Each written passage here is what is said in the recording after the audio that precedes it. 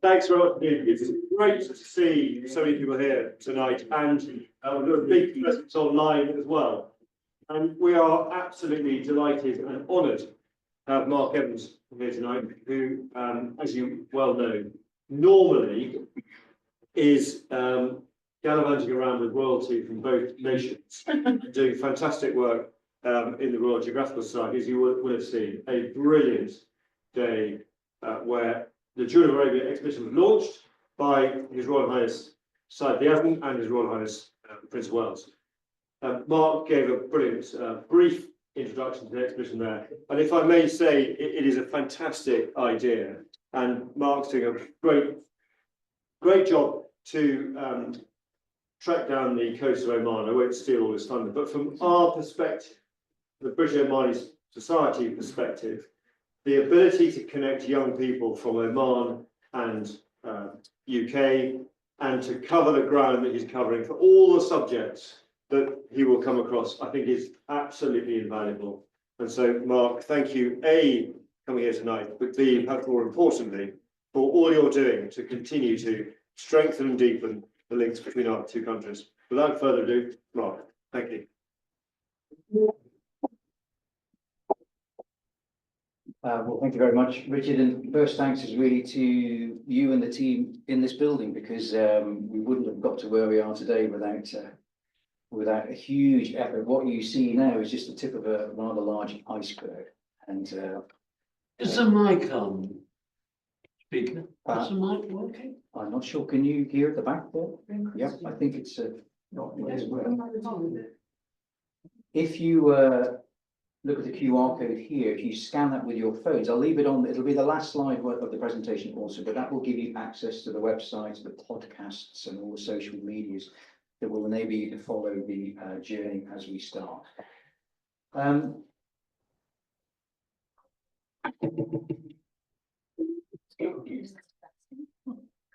Right, this presentation, if I may, I'd like to dedicate to Richard Muir, the past chairman of this society, the ex-British ambassador in Oman, because my interest in Thomas goes back about 10 years, but Richard's goes back many more years than that. He really was the authority on Bertram Thomas. The biographical notes you see here, 2004, it was Richard that really was the driving force behind the production of that, as was the driving force behind this, which is a DVD. I think the Society used to have a lot of copies of this in the building. I don't know whether they still exist, but on his journeys throughout Oman in the late 1920s, Thomas did carry a cine camera, which must have been utterly enormous in the late 1920s. But the black and white footage of that was discovered at Cambridge University about 20 years ago, and this society funded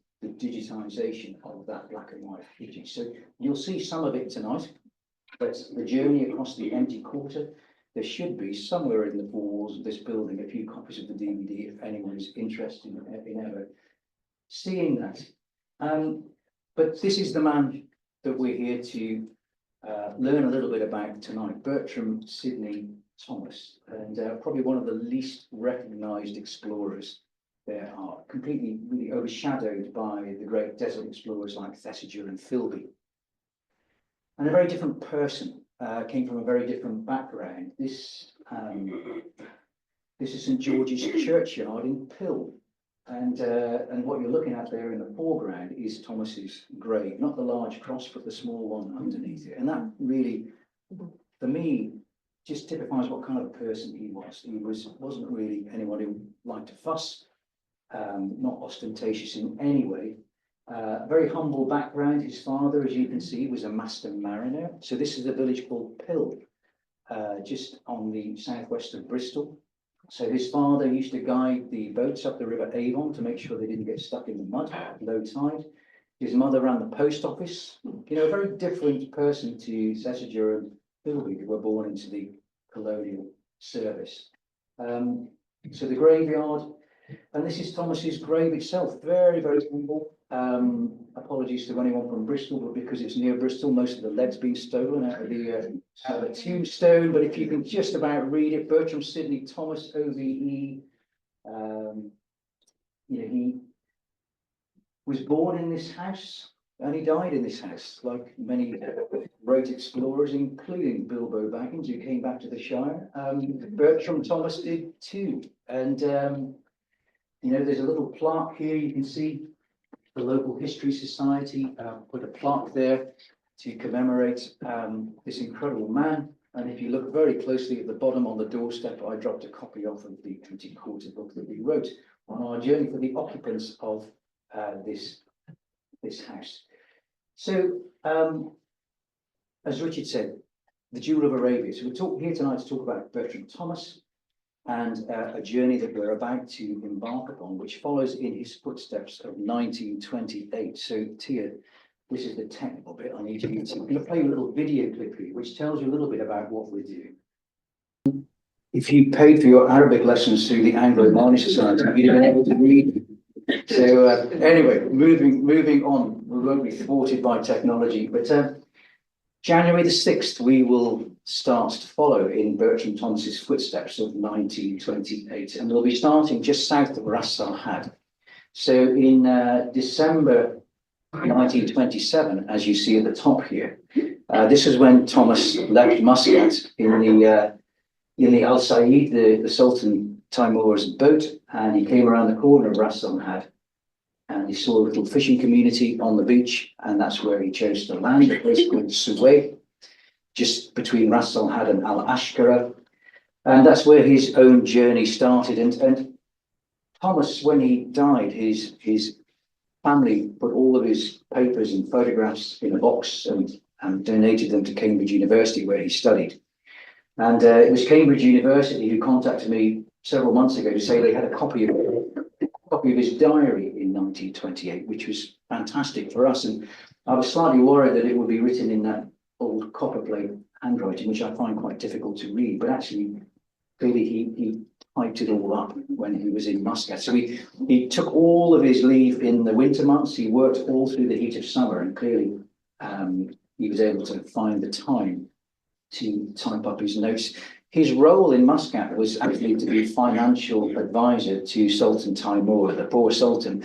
The naughty fishing people of Sur and places like that were not paying their dues to the Sultan.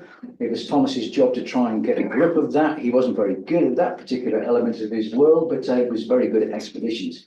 Clearly, the gaps are often place names that he wasn't too sure of the spelling. Obviously, phonetically, he could pronounce them, but he wasn't sure how to spell them sometimes. So we will be using his diary to help us on our way. We will be able to use some of his old photographs. So, photography then was so different. I mean, there's some of you have been taking pictures in this room right now, and you probably could have popped them onto Instagram and they're live. I mean, Thomas never saw the photographs that he took for months, and that was photography at the time. So Richard's assured me, because the British Omanis had a good month with renting the building out for all sorts of events, that there is a special prize for someone who can guess. So I'm going to show you 3 images of Oman now, taken by Thomas in 1928. So can anyone tell me where this is? Because I think we'll be standing here on day 3 of our journey. Any guesses? Thomas had to go here in 1928 because the paramount sheikh of this particular region was based here, and he had to get his blessing to be able to continue his journey. So, any ideas where we're looking at? Well done. Yeah, well done, Robert. See, Richard, for a prize after Banibu Ali, Jalan Banibu Ali. This is the other. And this one here, anyone know where this is? Much more difficult. Yeah. Much more. You think you're safe with this one? This is just north of Lakby, down towards Sokra Sharbithat Shwemir, exiting the flat gravel plains, which drop off to the sea from the Jidat Al Harsis and going up onto the plateau, the Al Arkat Plateau, with pretty heavily laden camels, as you can see. And this one here, probably the easiest of all. Salala, and the clue being what? Palm trees, exactly. So we have the ex-head of the British school, Salala. We're disappointed if you didn't get that one, but yeah. So this is Thomas's arrival in Salala, being greeted by the Sultan, by the governor of Salala. So a map of his journeys, really. In 1926, you can see Muscat up here. In 1926, he did a journey to Sharjah, and the purpose of that journey was to find the suitability of Sharjah as a landing strip for plane flying from UK to India. 1930-31, the famous journey from Salala to Doha. He wasn't aiming for Doha, but it was the easiest route across the sands. Very much reliant on Sheikh Saleh bin Khalid Al Kathiri, the paramount guide at the time in Doha. But it's the yellow line that we're following in January. This was the journey that he did in 1928. And it was on this journey that he developed the mode of travel that would enable him to cross the sands. Because what he discovered on his journey, once he left Suez to Jalan, was that his companions and their camels would only go so far. There'd be an invisible something that would make them stop and say, look, you know, we can't go any further. This is not our land. And that was all very vague until oil was discovered, and then everyone was very absolute where their land so good finished. But for Thomas, it was a matter of constantly negotiating and renegotiating with fresh people, fresh camels, trying to persuade them. And clearly, this young lad who grew up in this village in Somerset was very, very talented, spoke fluent Arabic, but was very, very good at persuading people to follow him. And that series of steps going down from tribe to tribe to tribe was exactly what enabled him to cross the sand several years later. All these names here are waterholes. Every Bedouin knew where those waterholes were, because that was how you navigated. For that journey in 1930-31, these were the medals that were bestowed upon Thomas, and these medals were auctioned in Edinburgh about 8 years ago, put up for auction by Thomas's granddaughter, who lives in Muppet in southern Scotland. But if you look there, the top one is the Order of Al Said. Only 3 of those were ever awarded by Sultan Timur. And then you have, I think, the Livingston Medal for the Royal Scottish Geographical Society, I think that's the Cullen Medal by the American Geographical Society, the Founders Medal of the Royal Geographical Society in London, the OBE. The list was endless, because when he reached Doha in 1931, it was front page of the New York Times, the Sydney Herald, even the Glasgow Herald. So January the 6th, we will start top of the yellow line, working our way south. And there will be a team of 6 of us. We have a video here of the launch that took place at the Royal Geographical Society last Monday. So Tia, no pressure, but let's see if we can play this one. Otherwise, we'll just skip it. You can find it on YouTube if you Google Prince William given new role special launch event. You should be able to. Sorry, I'm gonna.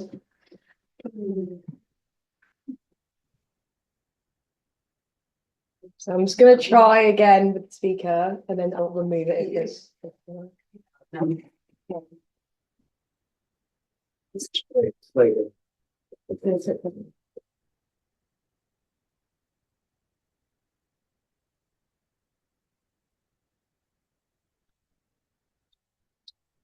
So really, at the request of Kensington Palace, the event was small because of various health issues back at Kensington Palace. It was the request to keep it a small event, but His Excellency Azan Al-Busaidi, the Deputy or the Undersecretary of the Ministry of Heritage and Tourism, Her Excellency Leanne Saunders, the British Ambassador in Oman, His Excellency Badr Al-Manthri, Oman's Ambassador in London, and Joe Smith, who is the Director of the Royal Geographical Society, and His Royal Highness the Yazid bin Haytham, who is the oldest son of Sultan Haytham.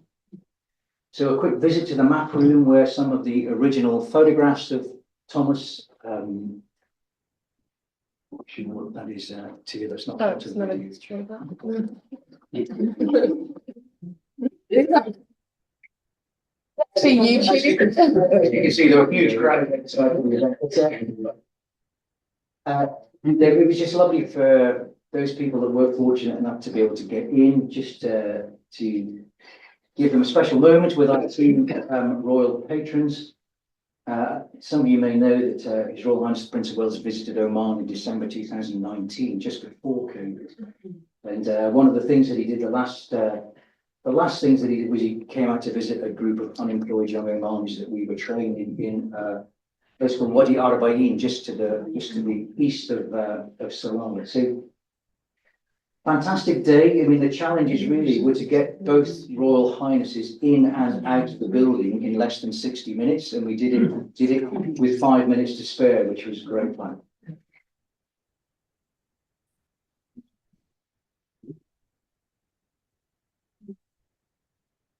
So as we said, a tip of the iceberg, really, the team that Prince of Wales is speaking to now are very much the Muscat end of the team. They've been a huge help guiding me through all the sort of sensitivities of working with the two royal households. And from this room here, then the two royal patrons went to visit 2 or 3 small groups of people who were involved in education, involved in the logistical side of things. And from there, a brief presentation on the project called the Jewel of Arabia. So in and out within 55 minutes, the first podcast of the launch, where you'll hear both Royal Highnesses speaking, went live at 6 o'clock last night. So if you go on to Spotify or Apple, and if you search Jewel of Arabia Expedition, you'll be able to listen to the speeches. Some of you might recognise as Excellency Makbul Ali Sultan, the Minister of Finance in Oman. Lovely to have him there.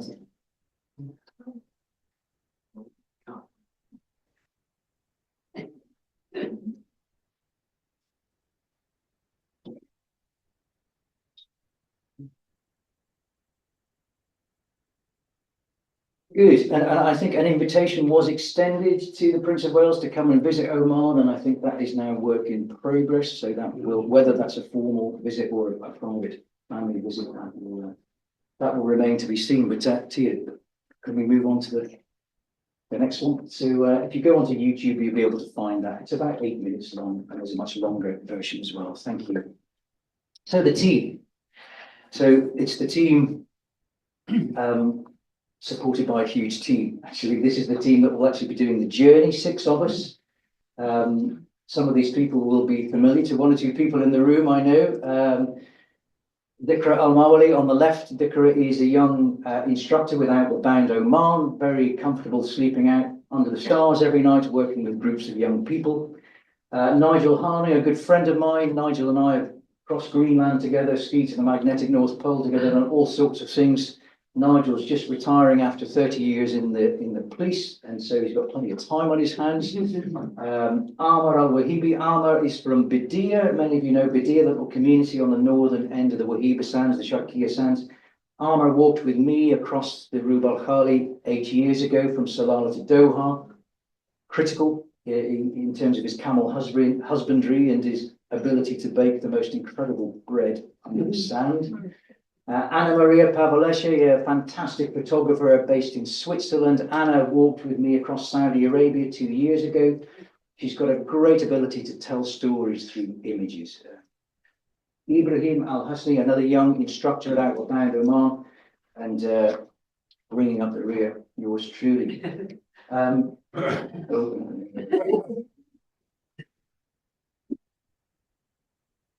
garden is not part of this evening's presentation. Thank you.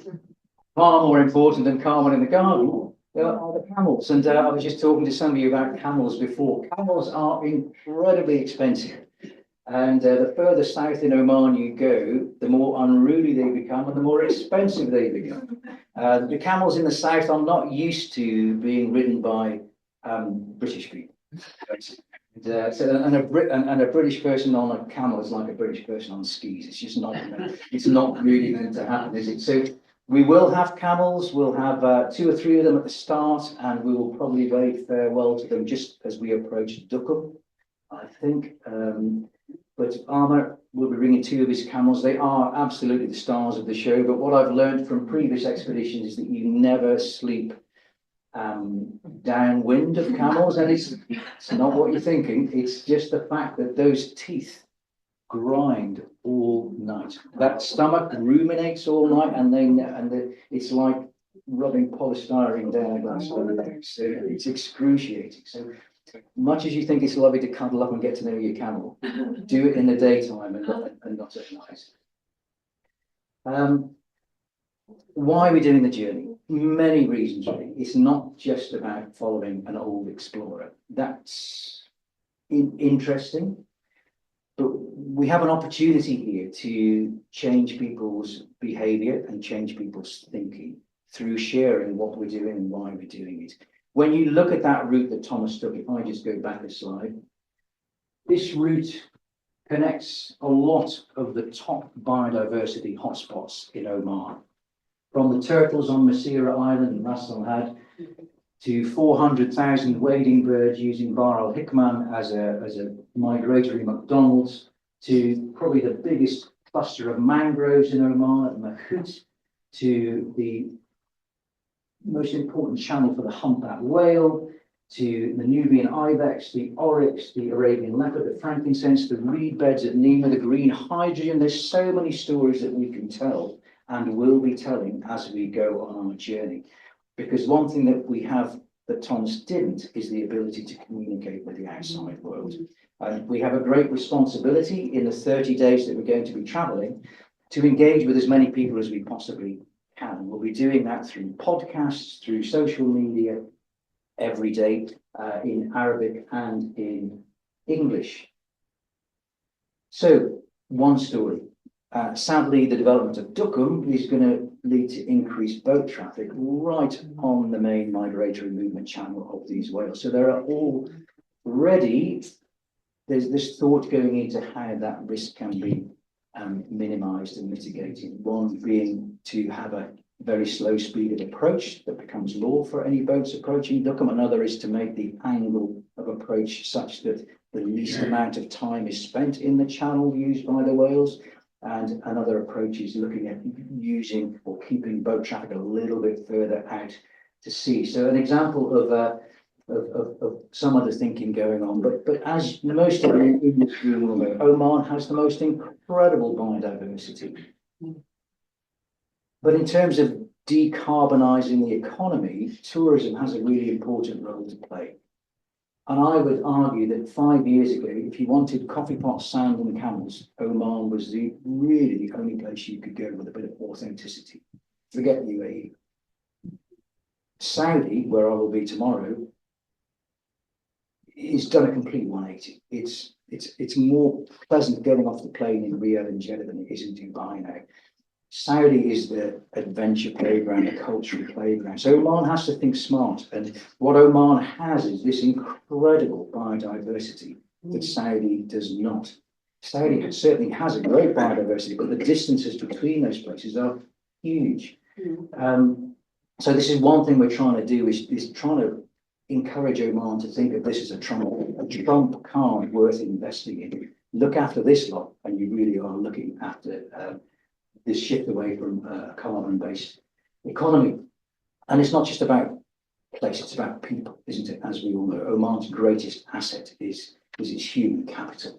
So we will be putting the spotlight on the enormous number of young people now working in the environment. When I first went to Oman about 25 years ago, there was one Omani, Hadi Hikmani, who was working in the environmental arena. Now there are dozens. If you go onto the website, jewelofarabiaexpedition.com, we called it an oasis of inspiration. Go on there and you will hear podcasts with about half a dozen really inspiring, innovative Omanis talking about the great work that they do. People like Talal Hassan.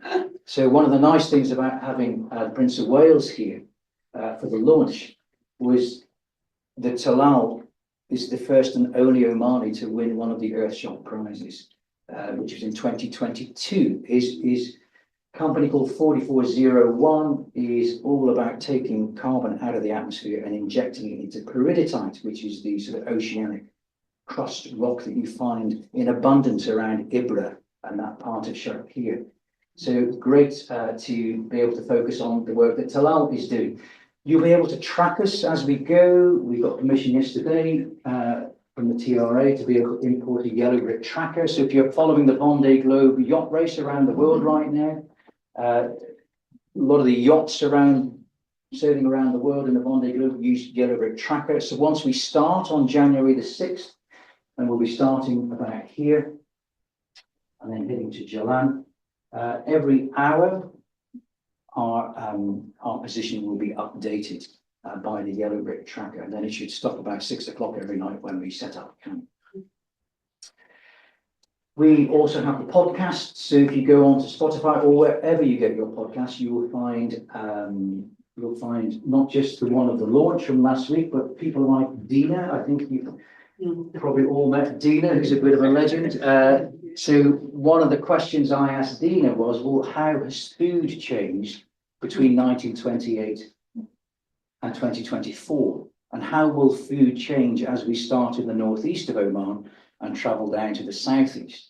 And my final question was, if our two royal patrons were to drop in and visit us, what meal would you cook them in the middle of the Omani desert? So you'll have to listen to the podcast to hear the answer to that one. A key element of what we're doing, just going back to what Richard said at the intro, is involving and trying to inspire young people. And that's really where Dikra and Ibrahim come in, because they, between them as two instructors with Outward Bound, have trained and shaped the lives and the thinking of over 2,000 young people. Outward Bound has trained over 28,000 people now since it started. And a big thank you to this society again for the support of Outward Bound Oman. But you know, young people today, the danger, of course, is that young people today think of the environment. The way it is today is the way it's always been. This thing called shifting baseline syndrome.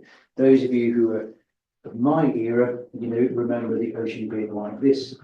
Going back a bit further, the ocean was like this. And yes, it's absolutely true that young people today are a generation born with the knowledge and the tools to make a difference. But what we have to challenge is their assumption that the way things are today are the way things have always been. It's not. Lots of great evidence here in the UK. We live in one of the most nature depleted countries in the world, but there are lots of positive signs going on, as there are in Oman.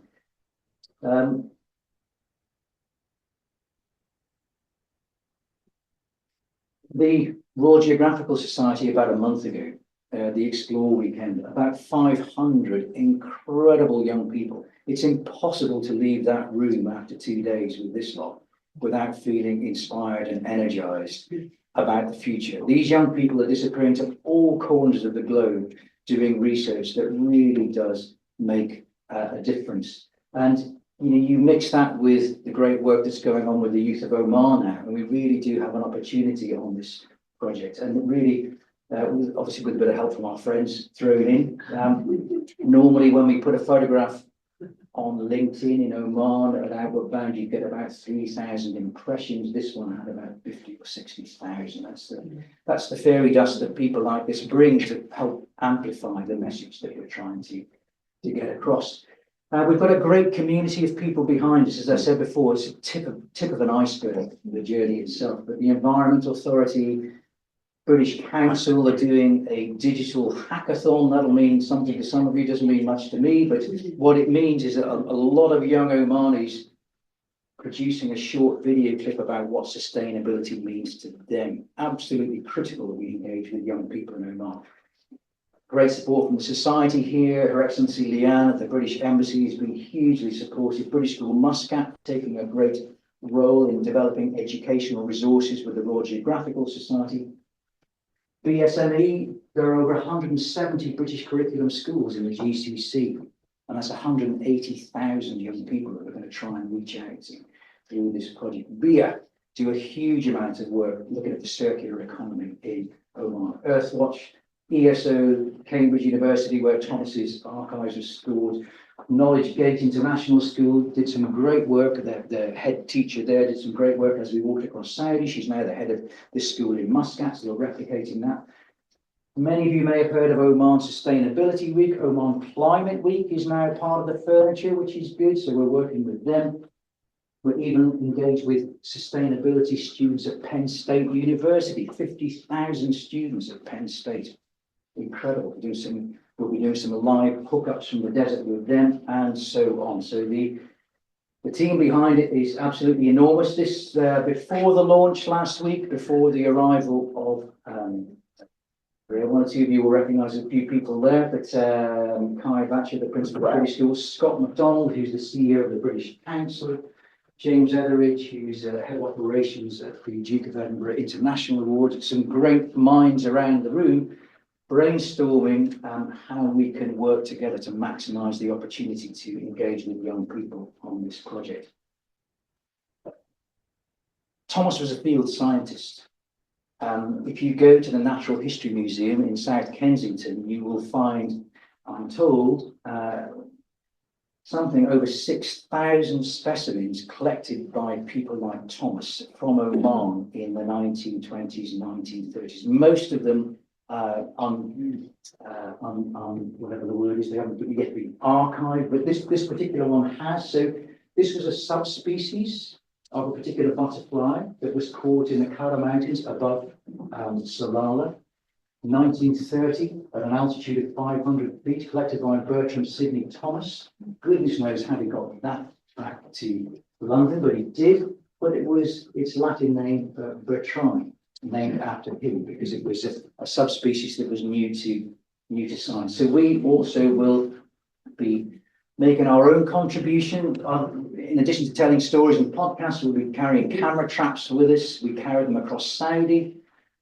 So we will have a nice smelly tin of tuna for every night that we'll just empty out. We'll find a tree, we'll find a rock, and we'll empty the tin of tuna. And every day, every morning, when you wake up, you should find in your social media the catch of the day. Slightly different to Thomas's butterfly, but legacy is really important. If for an expedition like this to be meaningful, it has to leave a lasting impact and make a real difference. So from the very start, we've been working backwards from the legacy. And, you look at this incredible animal here. When I spoke to Andrew a couple of weeks ago in Muscat, his estimate between 44 and 58 of these animals left. It's a stable population, but it's, genetically, it's a very isolated gene pool, but we don't know what's across the border in Yemen. So, Andrew's now working in Alula. He said, when I went to Oman 20 years ago, the brain drain was to Dubai. Now it's very much to Saudi, to Alula. Andrew and Hardy here are now working with the team there at a big project driven by an organisation called Panthera. They put out a couple of 100 camera traps along the border between Saudi and Yemen in the hope that they could find evidence that leopards do still exist in Saudi Arabia, but they don't. So they haven't found one. Lots of hyenas, lots of wolves, which is good, but no. So what you're looking at in Saudi is a reintroduction as opposed to a conservation project. And the nice thing, yes, they're only 44 to 58. It's a stable population. It's increasingly recognised as something worth preserving. And Oman now is very proudly welcoming field scientists from Saudi Arabia and from Yemen, using Oman as the model in terms of monitoring these animals in the field. So hopefully all of these things combined will give this incredible animal a sustainable future.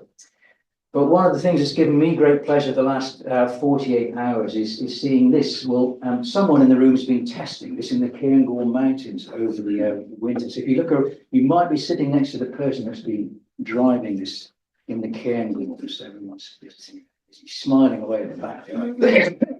But this was flown out from Bryce Norton about a month ago, and it's been tested over the last week in the Sharkia Sands. I've been having video clips all day of it being driven at high speed by the outward bound instructors. So Suresh, who works for Equal Adventure, which is a fantastic company dedicated to making the outdoors more accessible for people who have some form of disability.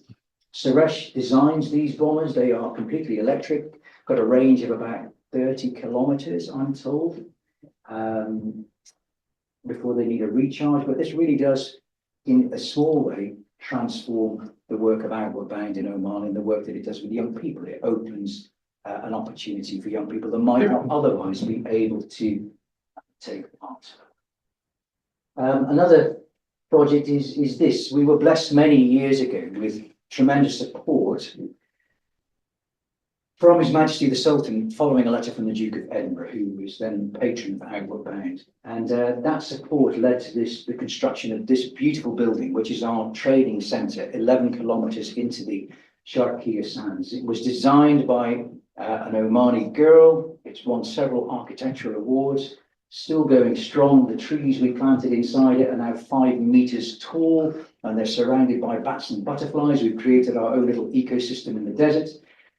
We have one centre here, one centre at about 2,500 metres on Jebel Akhtar, but there's now increasingly talk of a third centre in Dhofar, because 600,000 to 700,000 people live in Dhofar. It's a big chunk of Oman's population, and yet to access the opportunities, you have to travel north. Well, hopefully not for too much longer. So we've identified a huge chunk of land overlooking Mirbat, those of you who know that part of Oman.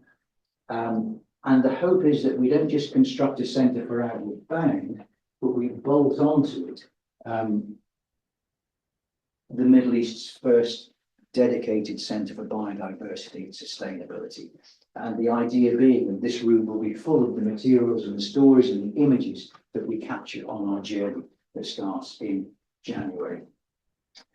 So these two young people have a huge role to play. This is Dikra and Ibrahim, the two instructors. You know, my Arabic is not good enough to speak to the radio station every day. They'll be speaking to the radio station every day. They'll be podcasting in Arabic also.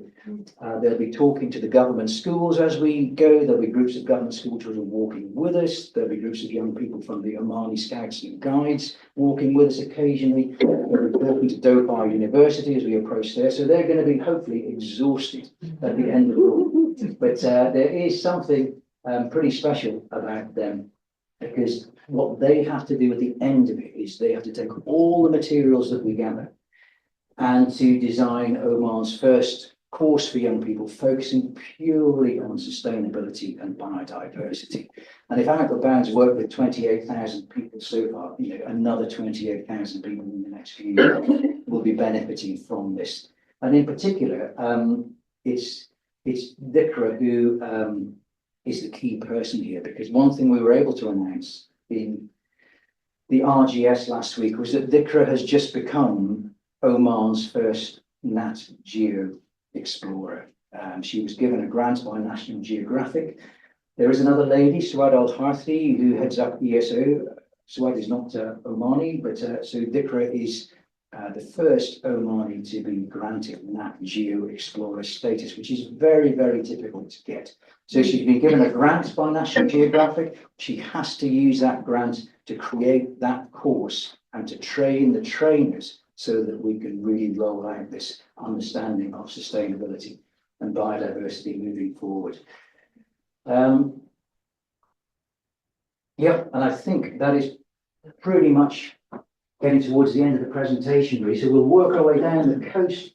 Bar Al Hikman, the mangroves, the incredible archaeology of Sharbithat, and this area where Thomas photographed the triliths, those rocks, and then Thomas descended, many of you will know a place called Wadi Darbat. And Thomas descended that from above. You know, normally we would drive in from below, but he descended from above. So we will do the same and then come down to Rory, and then we'll work our way in. But obviously, we'll use the vehicles that we have to visit Wadi Dawka to talk about the great work going on into frankincense conservation there. So telling stories right up until the end on February the 4th, when we should arrive in Salalah. Thomas's book, Arabia Felix. We also have a publisher lined up. This is the kind of mock-up cover that we're looking at, so Arabian Publishing. The idea being that when we reach Salalah on February the 4th, that we'll scuttle back to Muscat pretty quickly, give everything a scrub up, and then set to writing the book. We have a date booked, October the 30th, at the Royal Geographical Society. We want to fill the lecture theatre. This was the lecture theatre for our journey across the empty quarter. This was 8 years ago. There wasn't a single empty seat in the house. And I'm sure it'll be exactly the same with Jewel of Arabia also. And we hope not only to launch the book there, but also to open an exhibition that will run for 2 or 3 weeks about the Jewel of Arabia and this incredible partnership between Britain and Oman. That is one small part of a huge project called the Jewel of Arabia. So there we go. There's your QR code if you want to grab that and with your phone. And thank you very much.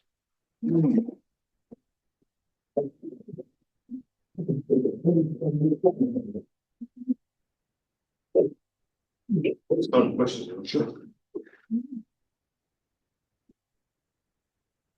One has any questions? And there might be some online to you. Yeah, So, none for now, but I can keep track. Okay. Who's got the least difficult question? Nadine. So how much of the route is protected and how much is developed? So what are you sort of expecting, or do you know it already? Most of the route is neither, because most of the route will be just through total wilderness, which is absolutely beautiful. Their parts will be protected. Bar al Hikman is now protected. It's Ramsar Convention, I believe. Jiddat al Harasis has a degree of protection. Wadi Dawka has a degree of protection. It's now a UNESCO recognized project. In terms of development, not very much at all, which is great. Apart from Dukum, I actually got lost in Dukum the other day, which is, if you've been to Dukum, how can anyone possibly get lost in Dukum? There are no roundabouts in Dukum and street signs, which is incredibly confusing. But so in terms of built up, really, when we start, 2 days later, we'll reach that port of Jalan. We'll cross a road there. Then we won't see tarmac for quite a while, actually, which is great. Yes, Dawn Chadha, University of Oxford. I wonder if we can bring us back to UK, because I had not realized that Cambridge had basically an archive on Oman, because a lot of the papers from various Brits who worked in Oman have been deposited at the St. Anthony's Middle East Center archives. And there's another archive in the Netherlands, which belong to Shell, which are really all the papers from their team in the interior in the 50s and 60s. It seems to me there's a way to either encourage or get some kind of grant to get the archivists to work together, so that those who want to really explore what there is have a sense of what's at Cambridge, what's at Oxford, what's in the Netherlands, and of course at the World Geographical Society. And what do you think of that possibility? Because it seems it's all a bit scattered right now. Well, I wish you luck trying to make that happen, but I think the trouble is all of those collections are rooted in a grant. So the Cambridge deposit is not about Oman, it's about Bertram Thomas in Cambridge. It's about Thomas's private collection. So I don't think they have a lot on Oman, but they do have a lot on Thomas. Okay. But that was the specific wish of his family. And I think Oxford is very much the wish of Aramco, because it was Aramco that bought all the Philby's papers and photographs, and it was Aramco that donated them to St. Catherine's College. So you have to work your way back to the original reasons why they are where they are. But it would be lovely in theory, Dawn. I completely agree with I you. mean, I don't think they can move, but it would be just somehow perhaps a form of digital indexing. So we knew what existed where, and those of us who might want to research, want to go into some of the history. Yeah, well, I've been a job in the British Omani Society. Perhaps. Yeah.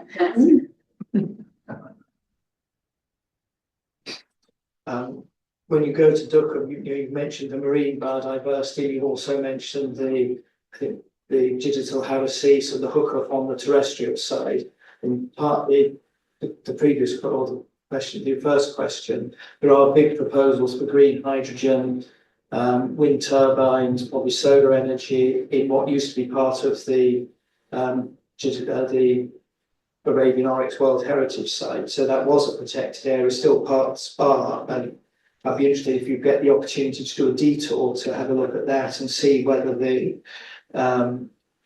large scale energy development, which is promoting sustainable energy production, whether that can sort of accommodate nature at the same time.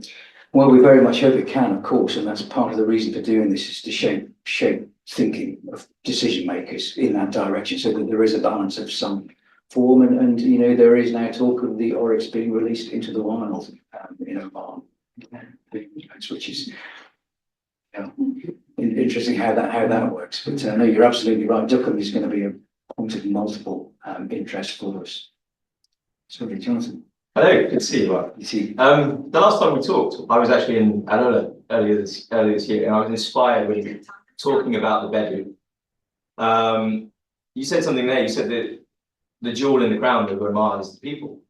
How much of this journey, you know, we talked about how the Bedouin culture is being eroded and disappearing, these remarkable pearls of wisdom that so few people have now. How much of this journey will help to preserve and remember some of that for the future generations? well, I think that's where the centre comes in, Jonathan. You know, one of the things I was working on with the Saudi government recently was Uruk Bani Marid, which is an area the size of Belgium, which is where the Tuwaiq escarpment in Saudi joins the Rub al Khali. It's the only place where you have mountain and sand meeting, and that's been declared a UNESCO World Heritage Site. So one of the things we're working on there is an eco-tourism centre, which is really trying to capture all of this knowledge and all of those skills, which are rapidly disappearing. You know, I was lucky to meet Thesiger twice before he died, and if you happen to slip into the conversation a Land Rover, that was it. You know, the internal combustion engine was the death of the people that he loved. I mean, they've embraced it wholly and never go back. But you know, without doubt, that knowledge is going very, very quickly. I mean, before we set off from Salalah 8 years ago, there were old greybeard Omani sitting down in Salalah, telling us the names of the water holes halfway across the eastern province of Saudi Arabia. And I said, how do you know? He said, well, you know, Thomas might have been the first European, but our families have been trekking this desert for years and years and years. And so these, you know, I navigate in London by pubs and public buildings, and they navigate by water holes. And but you know, we were talking before, Dawn and I were talking about, you know, there are several languages now being threatened in Oman with being lost. And Kamala Al-Barami, who's been a great help for me on this project at the Ministry of Culture, she's doing her master's or PhD, I think, on these vanishing languages. So I can't stop them vanishing, but what we can try and do is capture what we can, and just make people a bit more proud of this cultural heritage and the natural heritage that Oman has. And I think this centre in Dhofar is going to be absolutely critical on that. You know, we can harvest the information, but it's really communicating it in a tangible, long-lasting way. This isn't easy. So what are you looking forward to the most, and what are you looking forward to the least, excluding the camel grinding team? I'm looking forward the most to actually getting in my sleeping bag, night one, because you know, it doesn't matter how many years in advance you start planning something like this and how organised you think you are.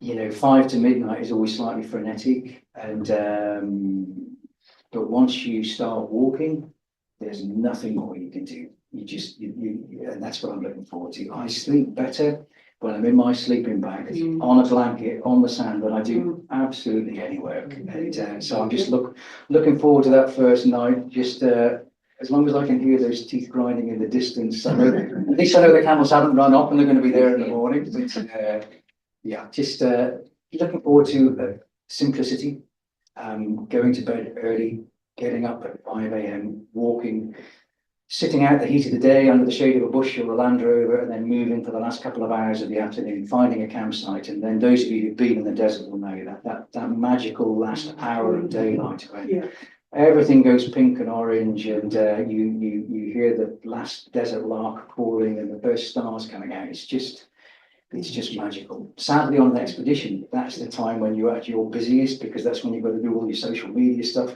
That's when you've got Penn State University students wanting to talk to you on a phone. So we have to try and limit all that to ensure that we actually do enjoy it as well as do it. And the least? The least, oof. I don't know. I can't think of anything that I don't enjoy about that, other than perhaps driving back up that road from Salalah to Mescat. It's pretty hairy at the best of times. So we're taking 2 Land Rovers, and so mostly in Hagar Darwish, the Land Rover dealer in Muscat, they're giving us a brand new Defender. We have to give it back, sadly, but also we're taking my old banger of an old 110.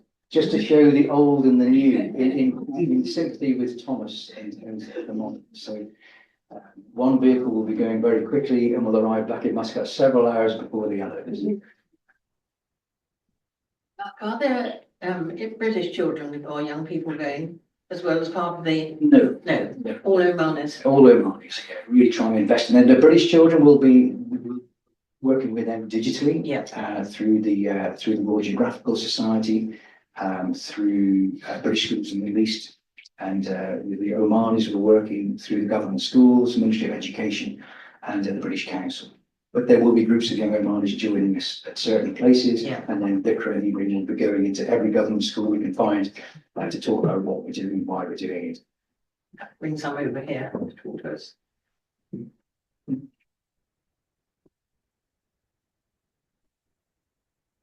No more? Mark, thank you so much. What a fantastic Yeah. talk. And we look forward to welcoming you back. Slightly more suntan. A few more miles on your belt. But on behalf of us all and the whole society, thank you and the very best of luck. Yeah. Thank you very much.